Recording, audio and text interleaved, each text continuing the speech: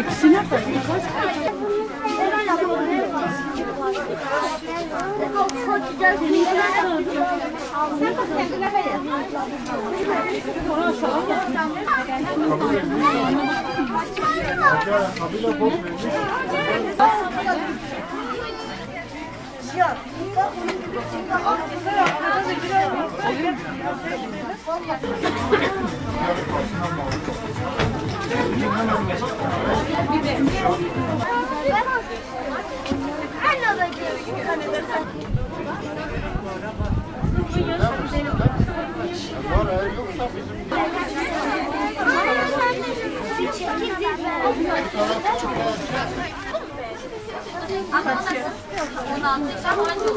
Van Yetimler Vakfı olarak her kış olduğu gibi bu kışta çocuklarımızı giydiriyoruz.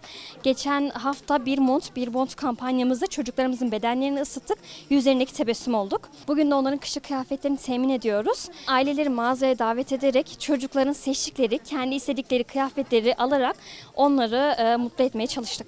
Bu hayırda bize destek veren tüm hayır sahiplerinden Allah razı olsun. Yardımlarımızın devam etmesi için tüm hayırsever kardeşlerimizi bekliyoruz.